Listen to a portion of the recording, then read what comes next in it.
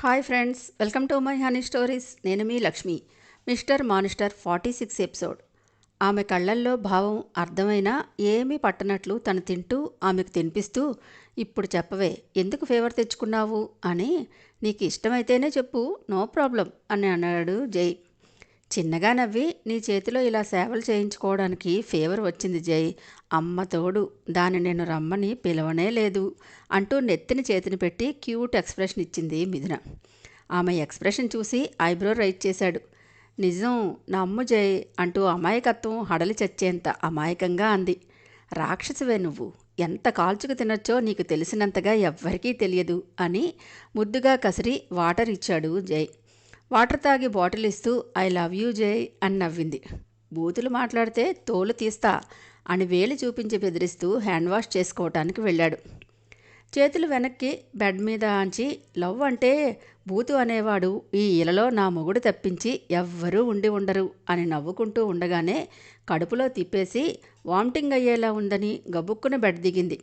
నీరసంతో ఒళ్ళు తూలి పడబోతుంటే అంతలోనే జై పట్టుకున్నాడు.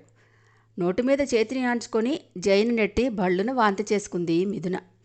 ఏయ్ జాగ్రత్త అంటూ దగ్గరికి రాబోతుంటే రాకు అన్నట్టు చేతిని చూపించి వాష్రూంలోకి వెళ్ళింది.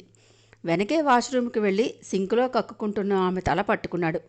కళ్ళ నుండి నీళ్లు కార్చేస్తూ కక్కుకుంది మొత్తం అంతా బయటికి వచ్చాక మౌత్ వాష్ చేసుకుని మొహం కడుక్కున్నాక, సారీ జై, ఆపుకోలేకపోయాను అని నీరసంగా అంది మిథున. ఏయ్ ఇందులో సారీ చెప్తావేంటే, పద ముందు హాస్పిటల్కి వెళదాం అంటూ చేతులతో లిఫ్ట్ చేసి బయటకు తీసుకొచ్చాడు. అది క్లీన్ చేస్తాను జై, కిందకి దించు అంది. మెయిడ్స్కి శాలరీ ఇచ్చేది వర్క్ చేయించుకోవటానికే, సైలెంట్గా ఉండు అని గదిమి బెడ్ మీద పడుకోబెట్టి, వెయిట్ మెయిడ్ని పిలుస్తాను అని బయటికి వెళ్ళాడు. కళ్ళు మూసుకొని జై బిహేవియర్ గురించే ఆలోచిస్తోంది మిథున. రాహుకేతువులు దూసుకువస్తున్నారని, తమ పీస్ఫుల్ లైఫ్ని మింగేయటానికి అని ఆ క్షణంలో మిథునకు తెలియలేదు. జై కేరింగ్కి మనసంతా మలయమారుతుల్లా మారిపోయి ఆకాశంలో విహరిస్తోంది. ఫీవర్ వచ్చినందుకు చాలా హ్యాపీగా ఉంది. ఆ క్షణంలో ఆమెకు జై మీద ప్రేమ మరింత పెరిగిపోయిందనే చెప్పొచ్చు. గెస్ట్ హౌస్లో రాసక్రీడలో మునిగి తేలుతున్నారు మోనా వివేక్. వివేక్ ఫోన్ రింగ్ అవడంతో తీసి చూసి నెంబర్ చూడగానే మోనా మీద నుంచి లేచి సైడ్ని పడుకునే కాల్ లిఫ్ట్ చేశాడు.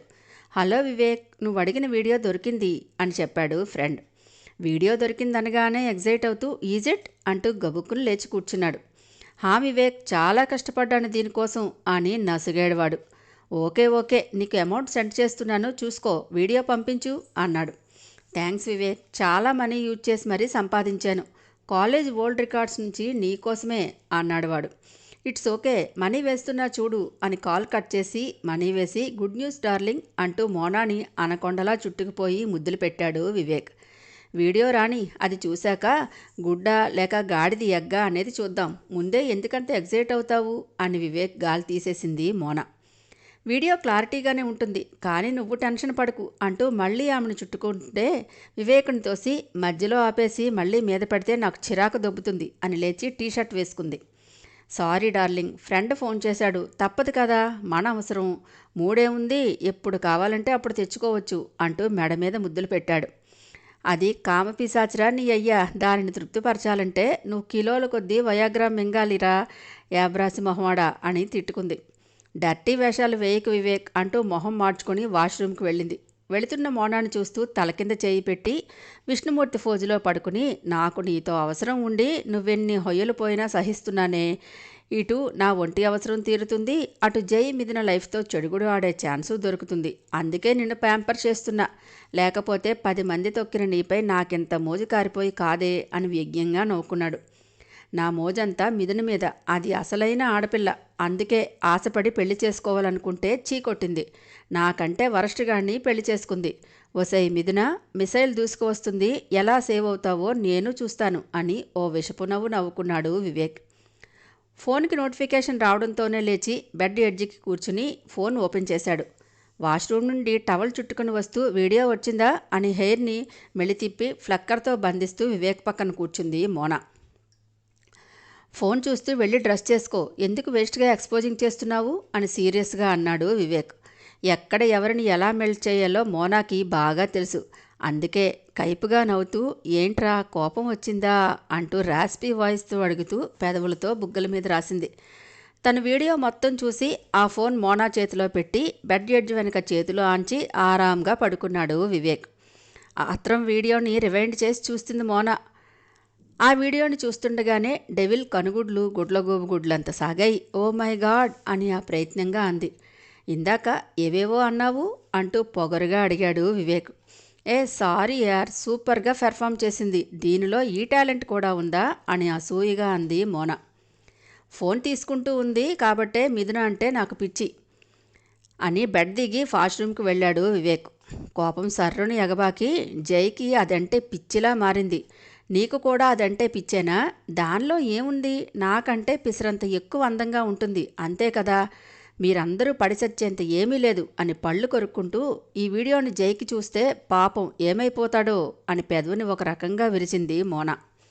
అందం కంటే క్యారెక్టర్ అనేది ఒకటి ఉంటుందని, అది వెలకట్టలేని సౌందర్యం అని నీలాంటి తుప్పాసి మొహాలకి తెలియదులే పాప, ఊరుకో, బీపీ తెచ్చుకోకు. వివేక్ వచ్చాక అయితే ఇవ్వని జైకి ఫార్వర్డ్ చేసేద్దామా అంటూ ఉత్సాహంగా అడిగింది మోనా. 2 days తర్వాత చేద్దాం అన్నాడు వివేక్. మొహం చిట్లించి 2 days టైం ఎందుకు, ఏం పంచాంగం చూసి ముహూర్తం గట్రా పెట్టాలా అని వంకరగా అడిగింది. చురుగ్గా చూస్తూ నీకు షుగర్ ఎక్కువే, అందుకే ఇన్నాళ్ళు జైతో ఉన్నా వాడిని ఆకట్టుకోలేకపోయావు, మిథున చేతికి అందించావు బంగారు బాతుని అంటూ ఎద్దేవా చేశాడు. జై గురించి నాకు బాగా తెలుసు అని పొగరుగా తలెగరేసింది మోనా. ఏం తెలుసు అని కళ్ళెగరేసి అడిగి, అంత తెలిస్తే ఈరోజు నువ్వు నా పక్కన కాదు వాడి పక్కన ఉందువు, అందుకే జై దాన్ని అంటిపెట్టుకుని ఉంటున్నాడు తుమ్మబంకలా అంటూ మోనా ఇగోని టచ్ చేశాడు వివేక్.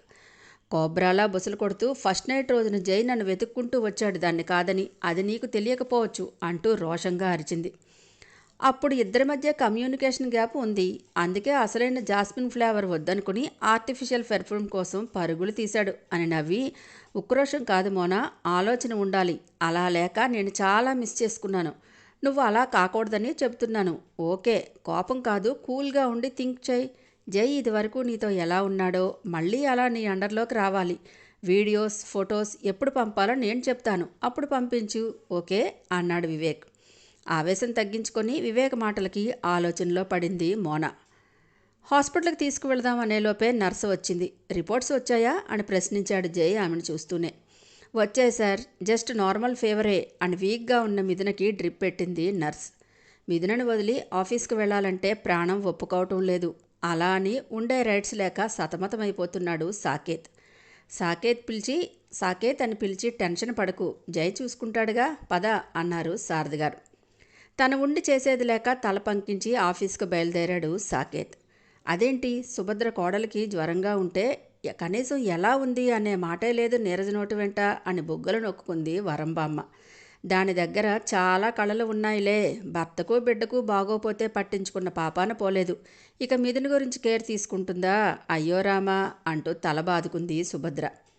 రేపన్న రోజున తనకి ఏమైనా అయితే వీళ్ళిలాగే నిర్లక్ష్యం చూపిస్తే అప్పుడు తెలుస్తుంది మనుషుల విలువ అంటూ ఈసడించింది వరంబామ్మ. కొందరు పుల్లల్లోకి చేరే వరకు మారరు వరం, అది వాళ్ళ నైజం అని నిట్టూర్చింది. మిథున కోలుకునే వరకు క్షణం కూడా వదలకుండా దగ్గరే ఉన్నాడు జై. ముందు మా అమ్మ కావాలి అన్నదల్లా తన అమ్మ వస్తే జై తనకి దూరంగా ఉంటాడేమో అనే భయంతో మళ్ళీ ఫోన్ చేసి చెప్పమని అడిగిన పాపాన పోలేదు మిథున. కనీ పెంచి పెద్ద చేసిన అమ్మా నాన్న కంటే మధ్యలో వచ్చిన భర్త ఎక్కువైపోతాడే ప్రతి ఆడపిల్లకు. అన్ని బంధాలకు చివరి వరకు రావు, ఒక్క భార్యాభర్తల బంధమే చివరి మజిలీ వరకు సాగేది. అందుకేనేమో దేవుడు వాళ్ళ మధ్య అంత ప్రేమ పెడతాడు. నైట్ లైట్ ఫుడ్ తీసుకొని ట్యాబ్లెట్ వేసుకొని పడుకుంది మిథున. వరంబామ్మ వంట చేయడంలో నచ్చి డిన్నర్ చేసి పైకి వచ్చాడు. సుభద్రబామ్మ ఆనందానికి హద్దే లేదు. మనవడిలో వచ్చిన భారీ మార్పుకి ఉబ్బి తబ్బిబ్బైపోతూ అదే మాట శారద గారితో అంది. మిథు ఎవరినైనా మార్చేస్తుందమ్మా అని కోడల గురించి చెప్తూ మురిసిపోయాడు సారథి. వాళ్ళ మాటలు వింటూ మౌనంగా తింటోంది నీరజ. ఆమె బుర్రలో ఏ పురుగు తొలుస్తోందో మరి. మిథున పక్కన చేరి ట్యాబ్లెట్ వేసుకున్నావా అని మార్ధవంగా అడిగాడు జై. కళ్ళు తెరిచి స్వచ్ఛంగా నవ్వుతూ వేసుకున్నా అంటూ జై మీదకు చేరిపోయి హగ్ చేసుకుని డిన్నర్ చేశారా అని అడిగింది. వీపు మీద నిమురుతూనే బామ్మ చేసింది కాబోలు, వంట టేస్ట్గా ఉంది అని నిద్రపో అన్నాడు. మార్నింగ్ నుండి నిద్రపోతూనే ఉన్నాను జై, ఏమైనా చెప్పొచ్చు కదా అంటూ గోముగా అడిగింది మిథున. ఏం చెప్పాలే, నీ స్టడీ గురించో నీ ఫ్రెండ్స్ ఏమైనా చెప్పు, అసలు నీ గురించి నాకేమీ తెలియదు అని నవ్వింది మిథున. నాకంతా స్వీట్ మెమరీస్ లేవు, నీవేమైనా ఉంటే చెప్పు, నేను వింటాను అన్నాడు జై. నావి చెప్పుకునేంత గొప్పవి కాదు జై. Middle class life. అమ్మ వండి పెట్టిందే అమృతం, నాన్న ఎప్పుడైనా తెచ్చే చిరుతిళ్ళే అమోఘం. చదువంటే ఇష్టం, స్నేహితులు పెద్దగా లేరు. ఇంకా అని బుగ్గ మీద చేయి పెట్టుకుని థింక్ చేస్తూ, ఇంటర్ లేడీస్ కాలేజీలో చదివాను, డిగ్రీ కో ఎడ్యుకేషనల్. మా అత్త చదివిస్తానంటే వెళ్ళలేదు. తర్వాత ఎంబీఏ చేశాను. ఒకే ఒక్క ఫ్రెండ్ ఉంది నాకు. కాలేజ్ డేస్ కొన్ని సాడ్గా, కొన్ని హ్యాపీగా గడిచిపోయాయి అంతే అంటూ భుజాలు ఎగరేసింది. మిథున చెంపలు నిమురుతూ, ఎన్ని ప్రపోజల్స్ వచ్చాయి నీకు అని నవ్వాడు.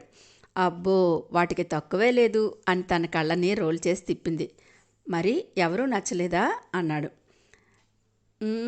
లేదు అంటూ పెదవి విరిచింది. మరి నాలో ఏం నచ్చిందే నీకు అంటూ కళ్ళెగరేశాడు జై. నాకు ఈ క్యూట్ ఫేస్ నచ్చింది అని అంటాను అనుకుంటున్నావా అంటూ నాలుకతో కాదు అనే సౌండ్ చేసింది. మరి ఏం నచ్చింది అని రెట్టించి అడిగాడు. నీకన్నా తక్కువ వాళ్ళు అయిన వాళ్ళ వయసుకి నువ్వు గౌరవించి నీ క్లాసుని మర్చిపోయి హెల్ప్ చేస్తావు చూడు, అది నచ్చింది అని పెదవంచున కిస్ చేసింది. నొసలు ముడివేసి చూశాడు. సన్నగా నవ్వుతూ 2 చేతులతో చెంపల్ని పట్టుకుని ఊపింది. చందమామ కథలు బాగానే చెప్తున్నావు కానీ నిద్రపో అని సైడ్కి తిరిగాడు జై. చెస్ట్ మీద ఉన్న హెయిర్ని తన వేలితో ఉంగరాలు చుడుతూ ఊహూ అంటూ తిణికింది మిథున. ఏంటే నీ షంటింగ్ అని ముద్దుగా కసిరాడు. నాకు నిద్ర రావటం లేదు అంటూ గారాలు పోయింది. అయితే నన్నేం చేయమంటావే? ఎత్తుకుని జోలపాడు అని అల్లరిగా నవ్వింది. మనకు జోలపాట రాదు, ఇంకో పాట వచ్చు, పాడమంటావేంటి అని నడుం చుట్టూ చేతిని వేసి దగ్గరికి అదుముకున్నాడు. టెంప్ట్ చేయకు బాబు, నీ కౌగిల్లో కరిగిపోవాలనిపిస్తుంది అని గోముగా అంది. చెక్కిళ్ళ మీద పెదవులతో రాస్తూ ఇంకేమనిపిస్తుందే అని ఇంటెన్స్డ్ వాయిస్తో మత్తుగా అడిగాడు. చాలా అంటే చాలా అనిపిస్తున్నాయి జై అంటూ ఎద మీద ముద్దు పెట్టి ఐ లవ్ యూ అంది. నడుం మడతను ప్రెస్ చేస్తూ బూతులు మాట్లాడకన్నానా? నాకు నచ్చిన ఒకే ఒక్క బూతి ఇది కూడా మాట్లాడకపోతే మా బ్రాండ్ మాటొచ్చేయదు అని నవ్వింది. నీకు గోరోజును బాగా బలిసిందే పాప, నీరసంగా ఉన్నావని చూస్తున్నాను, లేకపోతేనా అంటూ మెడవంపులో ముద్దులు పెట్టాడు. జై చుట్టూ చేతులు వేసి మరింతగా తనలోకి అదుముకుంది మిథున. అతని మీద అమితమైన ప్రేమ పుట్టి చెలికాడి కౌగిలిలో మైనంలా కరిగిపోవాలని తనువు మనసు తహతహలాడుతుంటే వివేకం ఆశపడకు అంటూ హెచ్చరిస్తోంది. మెత్తని ఎద మీద వెచ్చని ముద్దులు పెడుతూ ఎందుకే నన్ను ఇలా మాడుస్తావు అని గబుక్కుని మీదకి తెచ్చుకున్నాడు. నేనేం చేశాను అని అమాయకంగా అడిగింది మిథున.